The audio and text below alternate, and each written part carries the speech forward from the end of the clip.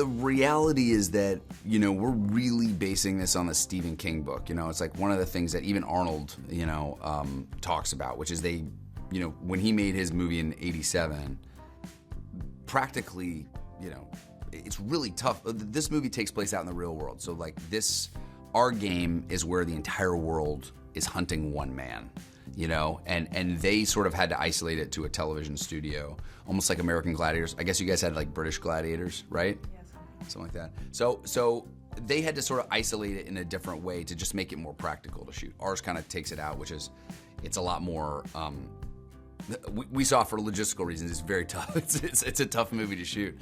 But I feel like Arnold, anytime you're kind of treading in another actor's legacy or his shoes, you know, you always want to ask permission. But Arnold was like, oh, you guys actually get to do the Stephen King book, which he was like very excited about. And also he didn't really feel like they, you know, I think their director dropped out like a couple weeks in or something like that. It was just logistically, he didn't enjoy his shoot, I don't think, nearly as much as we enjoyed ours. You know, we had a steady hand at a director, Edgar Wright, one of the great filmmakers, and this has been one of his favorite things since he was like a teenager. So I just feel like we got to really do it right this time. But Arnold, anytime you get to have an excuse to call the governor, the best, yeah.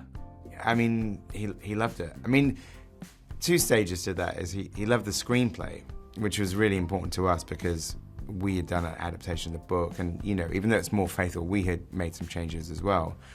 And so Stephen, you know, like had to sign off on the screenplay and really loved it and loved what we kept and loved what we changed. And you know, that's a fantastic for me because I'm such a fan of his. But then also it creates a new pressure because now I have to live up to that. I haven't made the movie yet. So it's one thing to write a really ambitious script, it's the second thing to actually do it. So, you know, and then, you know, he's now seen the finished film as well. In fact, actually, when we were having the premiere last night, he was actually also watching it in Florida with a group of friends, and I did a special message for him at the start, because he'd seen the movie, but he hadn't seen it finished. So he watched the finished film as we were watching the premiere.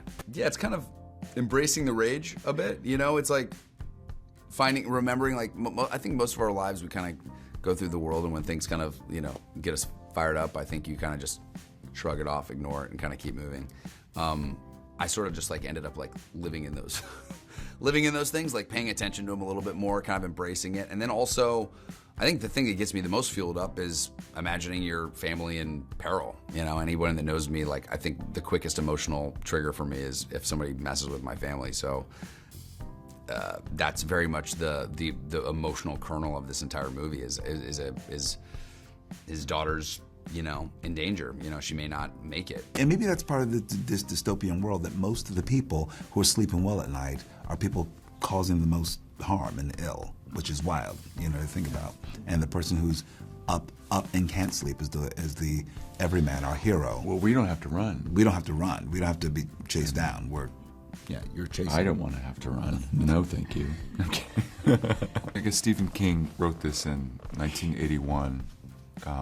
He was sensitive to a hostility in our country that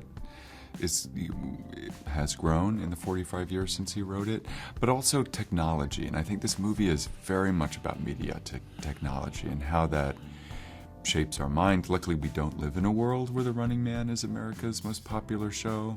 I mean, we don't. I mean, that's good news, actually. So we can watch a movie like this and see how that feels. I don't know about you, but like in the dark of a movie theater, you get the opportunity to feel your way through things that you don't have to feel in your life. I have no interest in running The Running Man, but I'm having a great time watching Glen Powell do it.